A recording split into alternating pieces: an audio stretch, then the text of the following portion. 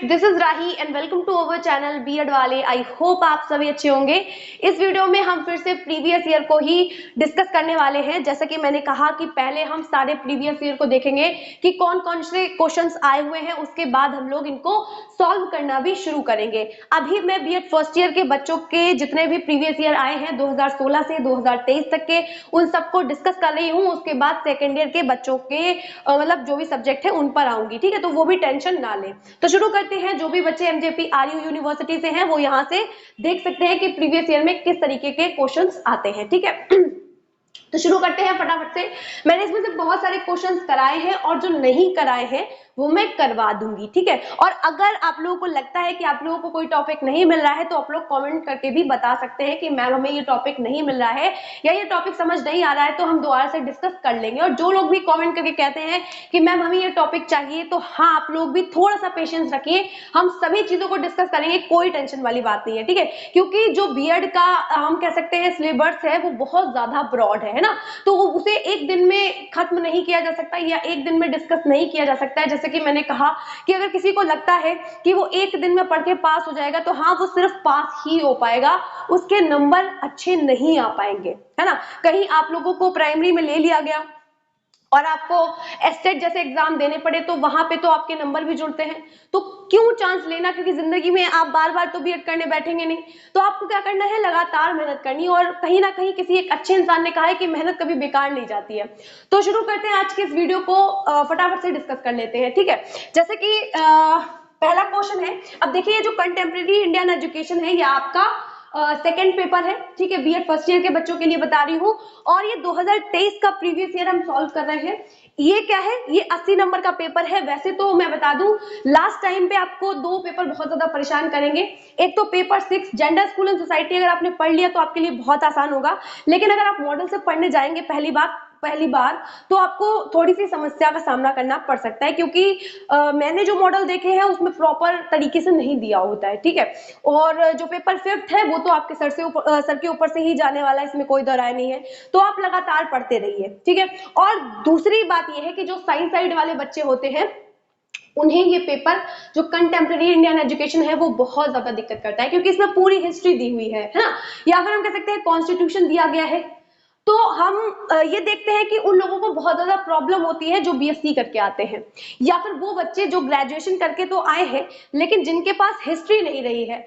देखिए, जो बीएड जैसे हम कर रहे हैं, जो कोर्स कर रहे हैं, उसके साथ हमें कहीं ना कहीं कॉम्पिटेटिव एग्जाम्स की भी हम कहीं ना कहीं तैयारी कर रहे होते हैं। कुछ लोग ऐसे होते हैं और कुछ बच्चे ऐसे होते हैं जिनका बैकग्राउंड ऐसा नहीं होता है कि उन्हें पता चल पाए कि कॉम्पिटिटिव एग्जाम्स भी कुछ होते हैं, या फिर हमें बीएड के बाद जो है वो कंपटीशन की भी तैयारी करनी है। तो उन बच्चों को नहीं पता होता है। तो जिन बच्चों को नहीं पता होता है कि कंपटीशन जैसी भी कोई चीज होती है, कि बीएड के बाद जो है वो ऐसे एग्जाम्स भी दिए जाते हैं, तो क्या है, उन बच्चों को भी समस्या होती है। क्योंकि अगर आप कॉम्पिटेटिव एग्जाम्स की तैयारी कर रहे हैं तो आपकी हिस्ट्री तो बिल्कुल मजबूत होगी ही। और अगर आपकी हिस्ट्री और ज्योग्राफी, मतलब इस तरीके की जो चीजें होती है ना, सोशल स्टडी से रिलेटेड जितने भी सब्जेक्ट उसके अंदर आते हैं, तो क्या है, आपकी चांदी है और आप आराम से प्रीवियस ईयर इसके कर पाएंगे, या फिर हम कह सकते हैं ये सब्जेक्ट आपको बहुत ज्यादा आसान लगेगा, ठीक है। तो ये सारी चीजें मैं डिस्कस करना चाहती हूँ। तो 3 सब्जेक्ट मैं मान के चलिए आप कि आपको दिक्कत करेंगे, इसीलिए आप सबसे पहले कंटेम्प्रेरी इंडियन एजुकेशन का जो सिलेबस है वो बच्चे अक्सर कवर नहीं कर पाते हैं, मतलब उसके अंदर बहुत ज्यादा डीप में दिया गया है। तो आप क्या करेंगे, सबसे पहले प्रीवियस ईयर सॉल्व करने शुरू कीजिए, क्योंकि बच्चों को अक्सर समझ नहीं आता कि हम क्या करें, कहाँ से पढ़े, कितना पढ़े। तो प्रीवियस ईयर सबसे मतलब बड़ा सोल्यूशन है, हम कह सकते हैं, कंटेम्प्रेरी इंडियन एजुकेशन के लिए, ठीक है। तो शुरू करते हैं फटाफट से 2023 का पेपर, आइए देखते हैं। अब देखिए, यहाँ पे मैंने दीर्घ लिख रखा है। दीर्घ उत्तरीय प्रश्न में आपको इसमें 3 करने होते हैं और लघु उत्तरीय प्रश्न आपको 5 करने होते हैं। तो सबसे पहला क्वेश्चन दिया गया है कि शिक्षा को परिभाषित कीजिए, एक समाज में विभिन्न स्तरों पर शिक्षा के क्या कार्य होते हैं, चर्चा कीजिए। मैं हर वीडियो में यही बात कहती हूँ कि कुछ टॉपिक कॉमन रहते हैं, चाहे वो शिक्षा हो, विद्यालय हो, परिवार हो, ये जो टॉपिक है वो आपका पीछा नहीं छोड़ने वाले। और आप एजुकेशन से रिलेटेड हैं, मतलब आपका जो स्ट्रीम है वो एजुकेशन ही है, तो आपको एजुकेशन से तो कोई नहीं बचा सकता, है ना। मैंने बहुत सारी वीडियोस में डिस्कस भी किया हुआ है कि एजुकेशन 2 शब्दों से मिलकर बना हुआ है ना, एजू प्लस केटम। तो बहुत सारी चीजें हम लोगों ने डिस्कस की है, यानी मैं ये क्वेश्चन करवा चुकी हूँ। अगर आप लोग कहेंगे तो देखा जाएगा, मतलब एक मैराथन में हम लोग डिस्कस करेंगे। उसके बाद अगर हम लोग देखें तो आदर्शवाद क्या है, इस संदर्भ में प्लेटो के शैक्षिक विचारों की व्याख्या कीजिए। हालांकि मैंने ये वॉइस ओवर वीडियो बनाई हुई है, लेकिन मैंने डाली है इस वीडियो को भी। ये देखिए आइडियलिज्म क्या है, आइडियलिज्म में जो आइडियलिस्टिक पर्सन होते हैं वो क्या करते हैं, मतलब इस तरीके के शिक्षक या फिर जो आदर्शवादी लोग होते हैं उनका दर्शन किस तरीके का होता है, तो सत्यम शिवम सुंदरम पे काम करता है, आध्यात्मिकता की बात करता है आदर्शवाद, साथ ही में लॉजिक की बात करेगा, थॉट की बात करेगा, एक्सपीरियंस की बात करेगा कि जो भी चीजें हमें दिख रही हैं वो जो हमारा मन है उसके बेसिस पे हम सब कुछ समझ सकते हैं इस भौतिक संसार को। अब देखिए जो फिलॉसफी है वो हर किसी के समझ नहीं आती है, हालांकि जो चीजें हैं फिलॉसफी से रिलेटेड अगर आप बार बार पढ़ेंगे तभी आपको वो चीजें समझ आने वाली हैं। तभी मैं कह रही हूँ आप लोग लगातार पढ़ाई करते रहिए, वरना आपको लास्ट में बहुत ज्यादा प्रॉब्लम होने वाली है।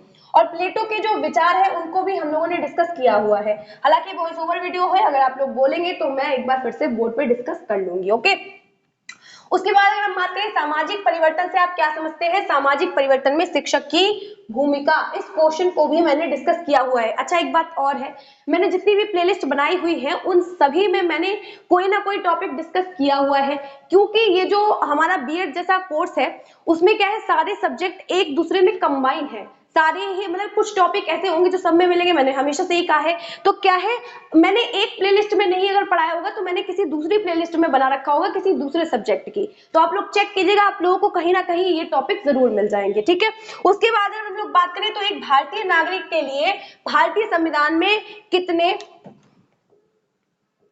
कितने मूल अधिकारों एवं कर्तव्यों को वर्णित किया गया है, चर्चा कीजिए। तो मैंने इसको बोर्ड पे नहीं पढ़ाया है, मैंने जो कंटेम्प्रेरी इंडियन एजुकेशन की जितनी वीडियोस हैं ज्यादातर वॉइस ओवर बनाई है, मैंने कोशिश की है बोर्ड पे बनाने की क्योंकि टाइम नहीं था इतना, लेकिन हाँ मैं कोशिश करूंगी, धीरे धीरे इंप्रूवमेंट लेके आऊंगी और बोर्ड पे भी हम लोग इन सारी चीजों को डिस्कस करेंगे, हालांकि मैंने ये क्वेश्चन भी कराया हुआ है। ठीक है, उसके बाद अगर हम बात करें, देखिए ये तो बेसिक चीजें हैं और ये जो नॉलेज है आपको होनी चाहिए, जो हमारी ड्यूटीज है या फिर जो भी हमारे राइट्स है उनके बारे में। ठीक है, उसके बाद अगर हम बात करें तो डॉक्टर कृष्णमूर्ति के शैक्षिक महत्व पर चर्चा कीजिए, तो ये टॉपिक हम लोगों ने डिस्कस नहीं किया। ये जो थे वो 2023 के दीर्घ उत्तरीय प्रश्न थे, अब हम लोग 2023 के लघु उत्तरीय प्रश्नों को डिस्कस करेंगे, तो चलिए देखते हैं। तो देखिए यहाँ पे अगर हम लघु उत्तरीय प्रश्नों की बात करें तो जैसा कि मैंने कहा है कि आपको मेन एग्जाम में 5 क्वेश्चन करने होते हैं। तो सबसे पहले अगर हम 2023 में बात करें तो लघु उत्तरीय प्रश्न में आया था कि औपनिवेशिक शिक्षा की समालोचना कीजिए, तो ये टॉपिक अभी हमने नहीं समझा है तो समझ लेंगे।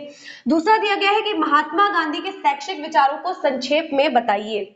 मुझे ऐसा लग रहा है कि मैंने ये टॉपिक पढ़ाया हुआ है क्योंकि मैंने वापस जाके प्लेलिस्ट नहीं चेक की है, आप लोग देख लीजिएगा और बताइएगा, अगर नहीं किया है तो डिस्कस कर लिया जाएगा। वैसे मुझे लगता है कि मैंने ये टॉपिक पढ़ाया हुआ है। ठीक है, फिर अगर हम बात करें 3 लैंग्वेज फॉर्मूला मैंने पढ़ाया है, क्योंकि हमारे जो देश है वो बहुभाषिक है ना, बहुत सारी लैंग्वेज के लोग यहाँ रहते हैं, तो उस बेसिस पे इस बात को डिसाइड करना मुश्किल था कि कौन सी भाषा में शिक्षा दी जाए, तो इसलिए क्या है त्रिभाषाई सूत्र को लाया गया था, ये मैंने डिस्कस किया हुआ है, आप जाके देख सकते हैं। फिर अगर हम बात करें तो बालकों के लिए राष्ट्रीय पाठ्यचर्या 2005 पर टिप्पणी कीजिए। देखिए ये मोस्ट इंपॉर्टेंट क्वेश्चन है, राष्ट्रीय पाठ्यचर्या 2005, ये बिल्कुल मतलब नेशनल करिकुलम फ्रेमवर्क 2005 आपको जरूर पढ़ना है, क्योंकि लॉन्ग में शॉर्ट में जरूर आता ही आता है, ये मैंने डिस्कस किया हुआ है, आप जाके देख सकते हैं। अनुसूचित जाति और जनजातियों को उनके हितों की रक्षा के लिए प्रदान किए गए संवैधानिक अधिकार पर चर्चा कीजिए। ठीक है, मतलब ये वाला टॉपिक हम लोगों ने डिस्कस अभी नहीं किया है। राष्ट्रीय पाठ्यचर्या ढांचा पर टिप्पणी कीजिए, वही टॉपिक दोबारा से यहाँ पे बालकों के उपलक्ष्य में पूछ रहे हैं और यहाँ पे राष्ट्रीय पाठ्यक्रम ढांचा वही वाली बात आ गई, दोबारा से रिपीट हो गया है। और प्रयोजनवाद के अनुसार शिक्षा के अर्थ को स्पष्ट कीजिए, तो हम लोगों ने प्रैग्मेटिज्म भी डिस्कस किया हुआ है। ठीक है, तो इतनी चीजें आपको समझ आई होंगी। अब हम लोग 2022 के जो प्रीवियस ईयर के क्वेश्चन है उनको डिस्कस करते हैं। हम लोग 2022 के दीर्घ उत्तरीय प्रश्नों को डिस्कस करते हैं। अब देखिए सबसे पहले फिर से बात आ रही है शिक्षा के अर्थ, प्रक्रिया, स्वरूप तथा प्रकारों के बारे में विस्तृत विवेचना कीजिए। देखिए एजुकेशन वाला जो क्वेश्चन है वो जरूर आता है, और जो वाद है, ठीक है ना, प्रयोजनवाद है, आदर्शवाद है, प्रकृतिवाद है, मानवतावाद है, तो इसमें से एक वाद तो जरूर आएगा। देखिए कुछ बच्चे इसमें से डरते हैं, लेकिन ये माइंड में अपने डाल के चलिए, एक क्वेश्चन इससे आता ही है तो क्यों ना हम उसको प्रिपेयर कर ले, जिसमें से प्रैग्मेटिज्म यानी प्रयोजनवाद मोस्ट इंपॉर्टेंट है। प्रयोजनवाद और प्रकृतिवाद में ज्यादातर दोनों में से कोई एक आ जाते हैं। वैसे तो सारे ही वाद इंपॉर्टेंट है, क्योंकि आदर्शवाद, प्रकृतिवाद और प्रयोजनवाद ज्यादातर रिपीट आपको देखने के लिए मिलेंगे। ठीक है, तो आप रेडी भी कर सकते हैं। उसके बाद अगर हम बात करें कि दर्शन की विवेचना कीजिए, जो कि मैंने करवाया हुआ है, एवं वर्तमान शिक्षा प्रणाली में इसके महत्व की विस्तार से चर्चा कीजिए। ये नहीं किया है कि वर्तमान शिक्षा प्रणाली में मैंने महत्व नहीं बताए हैं, तो हम इस टॉपिक को समझ लेंगे। फिर अगर हम बात करें तो आर्थिक विकास में शिक्षा की भूमिका की विस्तृत विवेचना कीजिए, तो ये वाला टॉपिक भी हमने नहीं पढ़ा है। साथ ही में विद्यालय शिक्षा के लिए राष्ट्रीय पाठ्यक्रम की, अभी मैंने कहा कि राष्ट्रीय पाठ्यक्रम की रूपरेखा 2005 मोस्ट इंपॉर्टेंट है।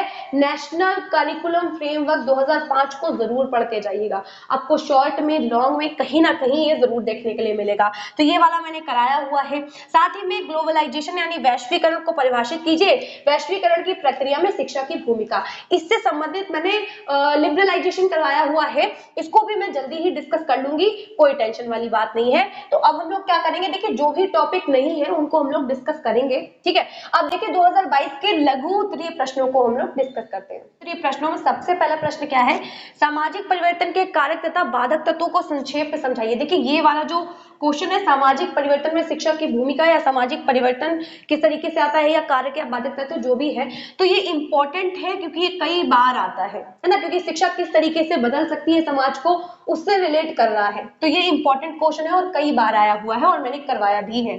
अगर हम बात करें तो जिद्दू कृष्णमूर्ति के शैक्षिक चिंतन की व्याख्या कीजिए, देखिए ये पहले भी आया हुआ है 2023 के पेपर में, बट मैंने करवाया नहीं है, मैं डिस्कस कर लूंगी। उसके बाद अगर हम बात करें तो भारतीय संविधान में उल्लेखित नीति निर्देशक तत्व क्या है, इन तत्वों का वर्गीकरण कीजिए संक्षेप में। अब देखिए मेरी बात सुनिए, मैंने इस वाली प्लेलिस्ट को ज्यादा छुआ नहीं है, तो मैंने ज्यादातर क्वेश्चंस नहीं ही करवाए होंगे, लेकिन कोई दिक्कत नहीं है, मैंने इतना सब कुछ पढ़ा दिया, फिर भी काफी कुछ रह गया, क्योंकि मैंने कहा कि बहुत ज्यादा ब्रॉड है। ठीक है, तो कोई टेंशन की बात नहीं है, हम धीरे धीरे पढ़ लेंगे। तो इसलिए क्या है, मैं पहले प्रीवियस ईयर डिस्कस कर रही हूँ, जिससे कि अगर कोई टॉपिक रह जाता है, पहले मैं प्रीवियस ईयर पे फोकस करूंगी, उसके बाद में अगर कोई एक्स्ट्रा चीज रह जाती है तो हम उस चीज को डिस्कस करेंगे। तो मैंने ये क्वेश्चन नहीं करवाया है, बट मैं करवाऊंगी जरूर। अब 3 लैंग्वेज फॉर्मूला हमने डिस्कस किया था और ये रिपीटेड है। साथ में आदर्शवाद और प्रकृतिवाद में अंतर, ये भी मैंने करवाया है।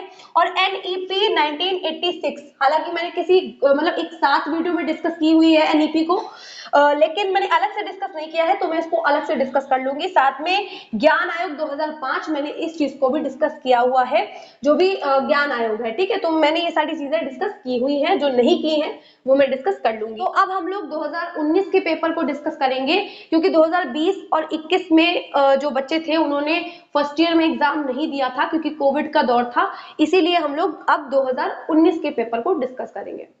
तो चलिए 2019 के दीर्घ उत्तरीय प्रश्नों को देख लेते हैं।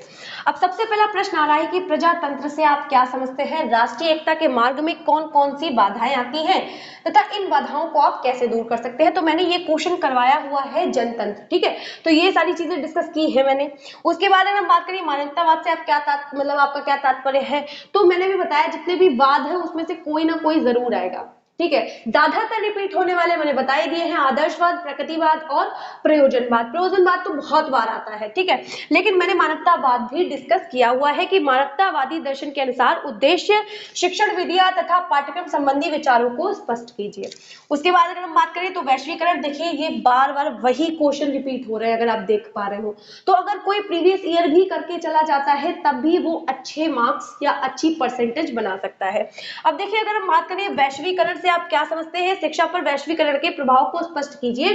तो मैंने अभी ये टॉपिक डिस्कस नहीं किया है, मैं पहले भी बता चुकी हूँ। अगर हम बात करें राष्ट्रीय ज्ञान आयोग क्या है, राष्ट्रीय ज्ञान आयोग के क्षेत्र क्या है, विस्तार में समझाइए।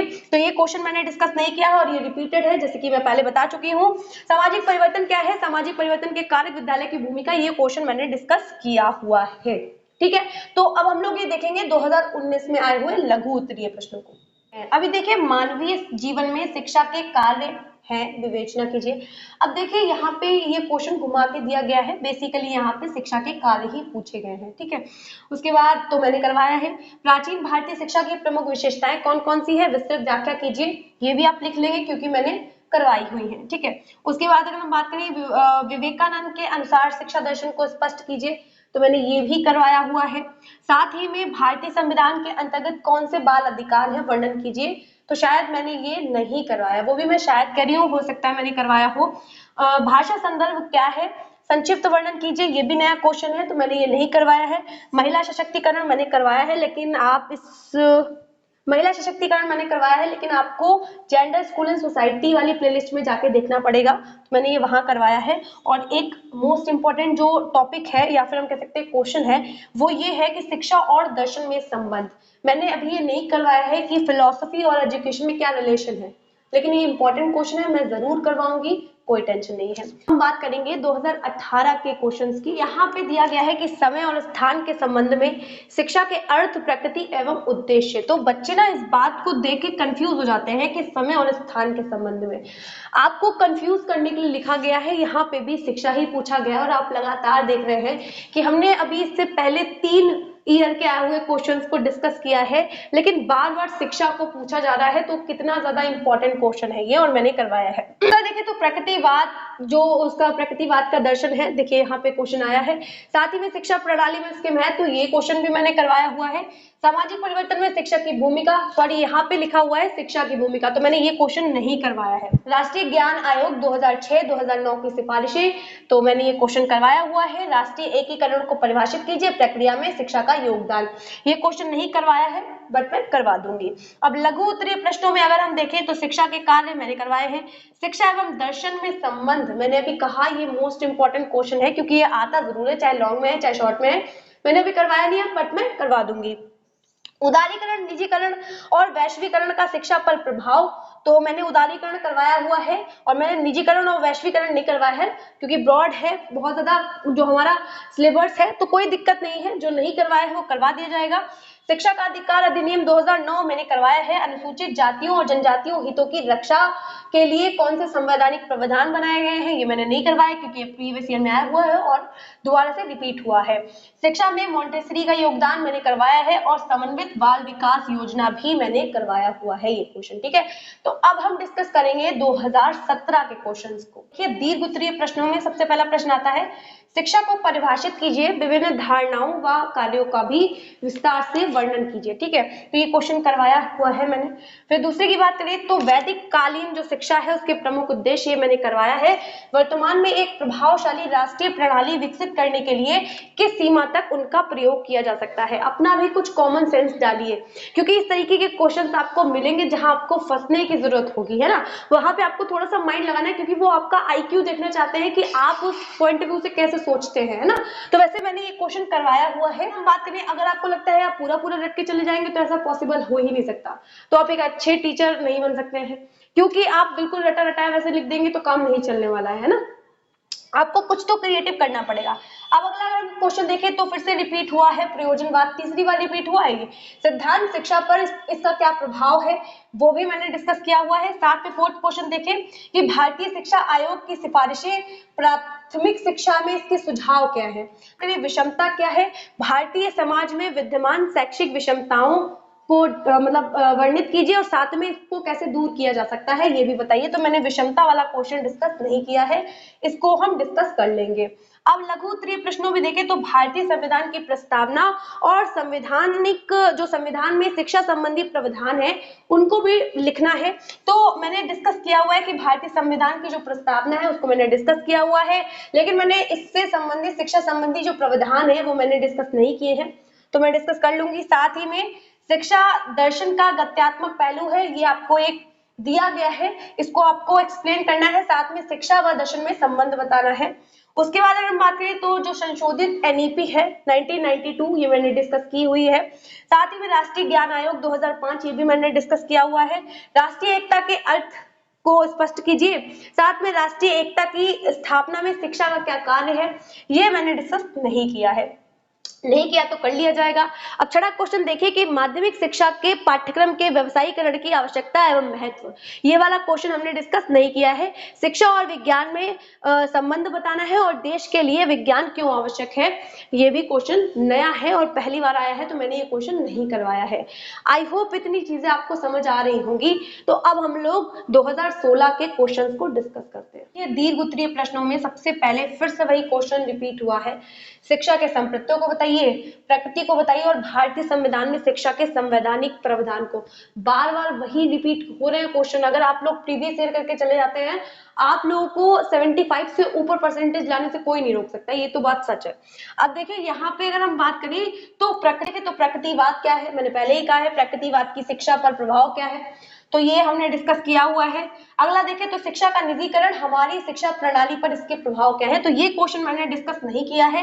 भारत में शैक्षिक अवसरों की असमानता के विविध रूपों की चर्चा कीजिए। भारत सरकार द्वारा शैक्षिक अवसरों में समानता बढ़ाने के उपायों का भी वर्णन कीजिए, तो ये वाला क्वेश्चन भी मैंने नहीं कराया है। नेशनल करिकुलम फ्रेमवर्क 2005 की जो प्रमुख बातें हैं ये हमने कराया हुआ है।